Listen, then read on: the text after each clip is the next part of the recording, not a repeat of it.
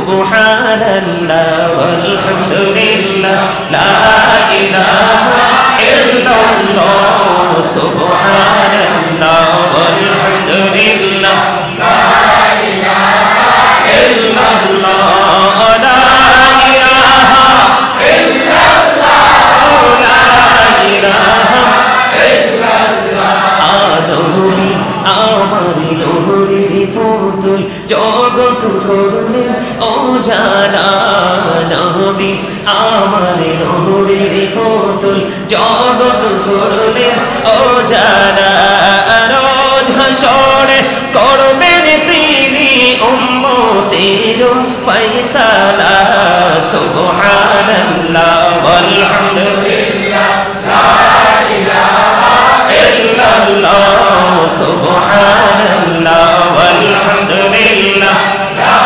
ইলাহা ইল্লাল্লাহ লা ইলাহা ইল্লাল্লাহ লা ইলাহা ইল্লাল্লাহ আরশি কুরসি লৌহ কলম সৃষ্টি জাহান ওসিলা আরশি কুরসি লৌহ কলম সৃষ্টি জাহান ওসিলা আনি যে আল্লাহ খুশি হইয়া নাম রাখিলেন হাবিবুল্লাহ সুবহানাল্লাহ ওয়ালহামদুলিল্লাহ লা ইলাহা ইল্লাল্লাহ সুবহানাল্লাহ ওয়ালহামদুলিল্লাহ লা ইলাহা ইল্লাল্লাহ লা ইলাহা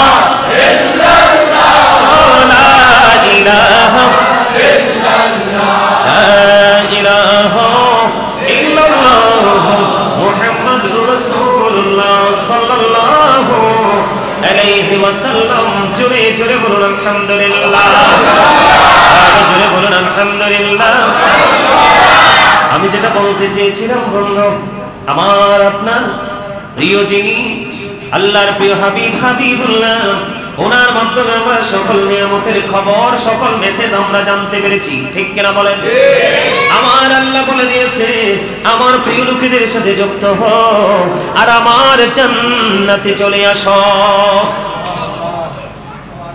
হুজুররা কি সাধারণ মানুষের মতো মানুষ না অবশ্যই মানুষ কিন্তু তারা কেন এত দামি হলো তাদের মর্যাদা কেন এত বেশি ইন্নামা ইয়াখশাল্লাহ মিন ইবাদিহিল উলামা আল্লাহ বলতেছে পৃথিবীতে যত মানুষ আছে যত বান্দা আছে যত মানুষ আছে সকলের মধ্যে আল্লাহকে যদি সত্যিকারের ভয় করে তাহলে তারা কারা আলেমরা জোরে বলেন না সুবহানাল্লাহ আরো জোরে বলেন সুবহানাল্লাহ তবে সব আলেম কিন্তু দামি নয় যারা নবী প্রেমিক যারা ঈদ মিলাদুন নবী মানে তারাই সত্যিকারের আলেম যারা মানে না তারা কখনোই সত্যিকারের আলেম হতে পারে না এই মদিনা ওয়ালার সাথে প্রেম লাগানোর কারণেই সে আলেম দামি হয়ে গেছে সুবহানাল্লাহ আর আমার নবী কেন দামি আল্লাহ রাব্বুল আলামিন 1,24,000 নবী রাসূলের মধ্যে আপনার আমার প্রাণের নবীকে তিনি বলেছেন শুধুমাত্র আপনার আমার প্রাণের নবীকেই তিনি বলেছেন হাবিবুল্লাহ সুবহানাল্লাহ আল্লাহ বন্ধু বলে আখ্যায়িত করেছেন প্রিয় বন্ধু ডিয়ার ফ্রেন্ড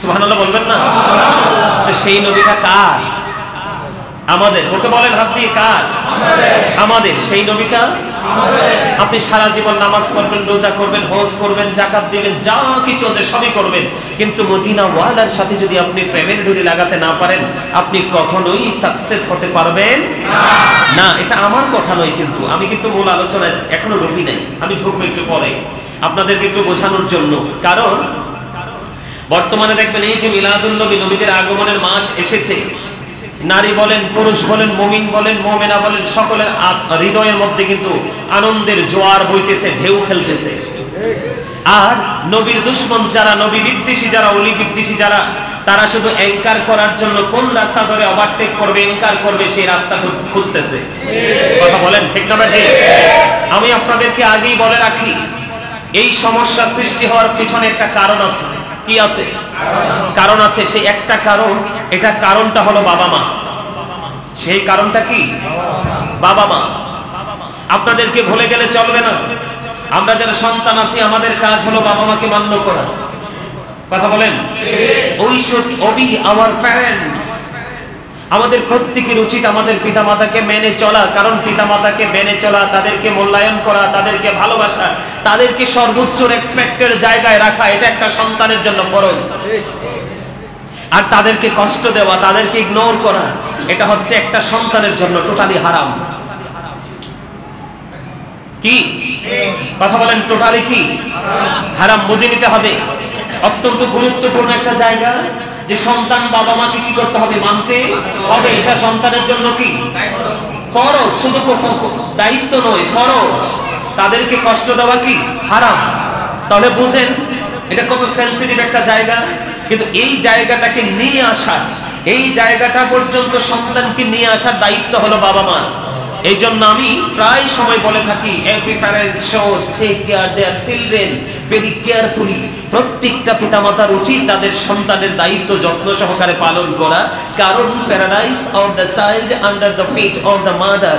মায়ের পায়ের নিচেই হলো সন্তানের জান্নাত। এখন সন্তান যে বাবা মার পায়ের নিচ থেকে জান্নাত খুঁজে বের করবে, সেই টেকনিক কিন্তু সন্তানকে বাবা মা শিখিয়ে দিতে হবে। কিভাবে শিখিয়ে দিতে হবে? কারণ এই যে বর্তমান যে ফিতনা, বর্তমানে যে সমস্যাগুলো সৃষ্টি হচ্ছে, এটা আপনাদেরকে সলভ করার জন্য বলছি। আল্লাহর হাবিব সরকারে মদিনা তিনি বলেছেন, বাবা মা যারা হয়েছেন তাদেরকে দায়িত্ব দিয়েছেন, আদিবু আওলাদাকুম আলা সালাতি খিসালিন হুব্বি নবীকুম ওয়া হুব্বি আহলি বাইতিহি ওয়া আলা কিরাতিল কুরআন। আল্লাহর হাবিব সরকারে মদিনা তিনি বলেছেন, বাবা মা যারা হয়েছেন তাদেরকে বলতেছি, হৃদয় খুলে শুনেন। বাবা মা যারা হয়েছেন তাদেরকে দায়িত্ব দিয়েছেন আমার রাসূল, যে তোমরা তোমাদের সন্তানদেরকে তিনটি বিষয় সম্পর্কে ইনস্ট্রাকশন দাও। কয়টি? কথা বলেন, কয়টি? হাত তুলে দেখান, হাত তুলে দেখান ডান হাতে। কয়টি? তিনটি। এই তিনটির মধ্যে একটি হলো হুব্বি নবীকুম, it is the love of the prophet. নবীর প্রেম, নবীর ভালোবাসা। কারণ নবীকে ভালোবাসা, নবীকে মহব্বত করা, নবীকে মর্যাদা দেওয়া, এটাও একজন মানুষের জন্য, মুসলমানের জন্য ফরজ। সুবহানাল্লাহ। সেকেন্ড টাইম কি বলেছেন? আহুব্বি আহলি বাইতিহি, টিচ ফ্যামিলি লাভ। নবীর পরিবারের ভালোবাসা শেখাও, নবীর আহলে বাইতের ভালোবাসা শেখাও, এটাও ফরজ।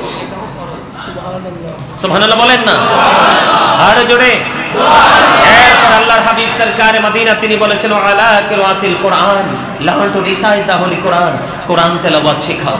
আপনারা বলেন, কয়টা বাবা মা সন্তানকে নবীর প্রেম, নবীর পরিবারের প্রেম শিখাতে পেরেছে? পারেনি। তার কারণ বাবা মা তো প্রেমের ট্রেনিংই নেয়নি। বাচ্চাকে ট্রেনিং কি করে দিবে?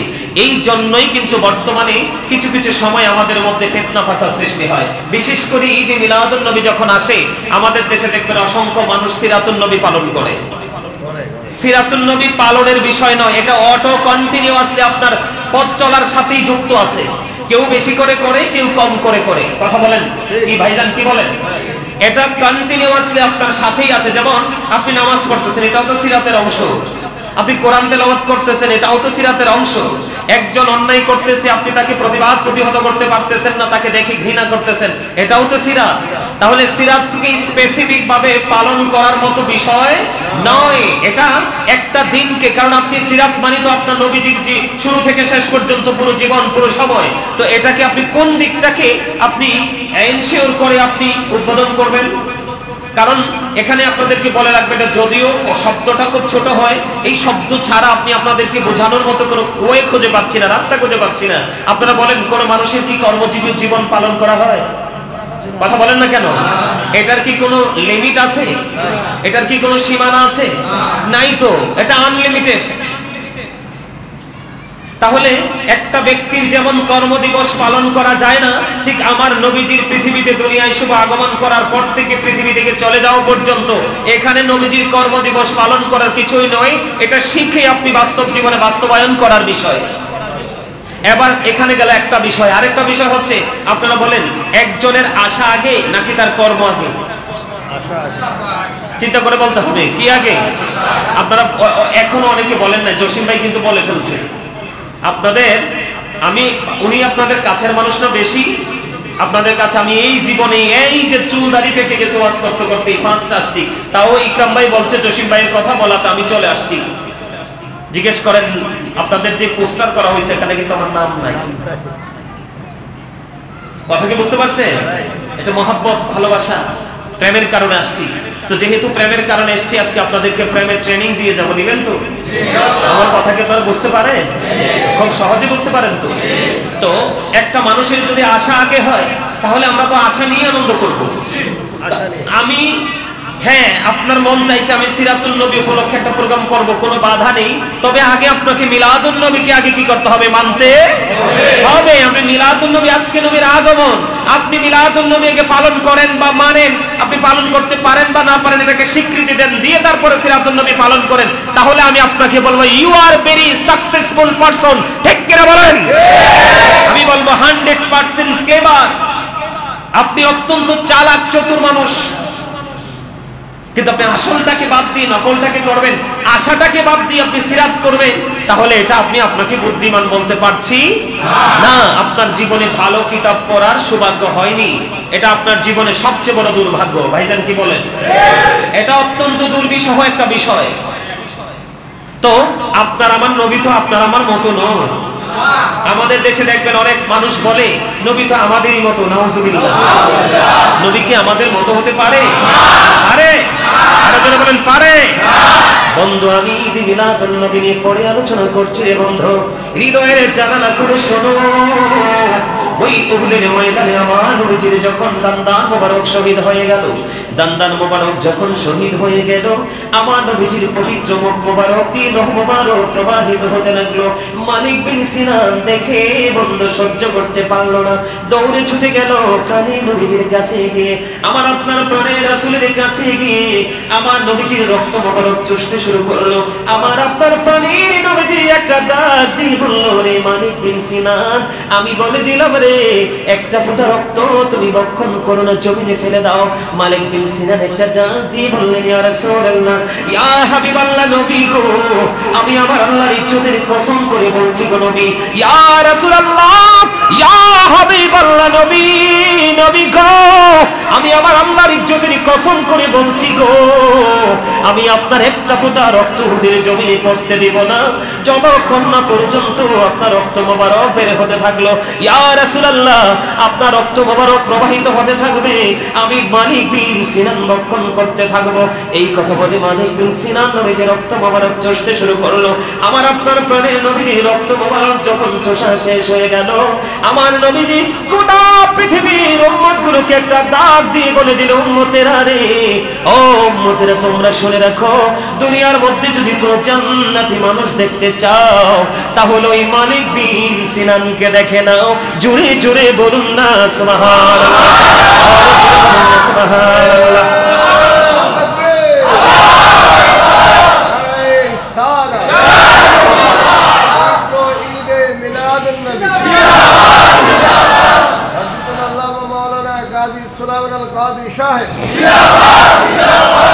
মারহাবা।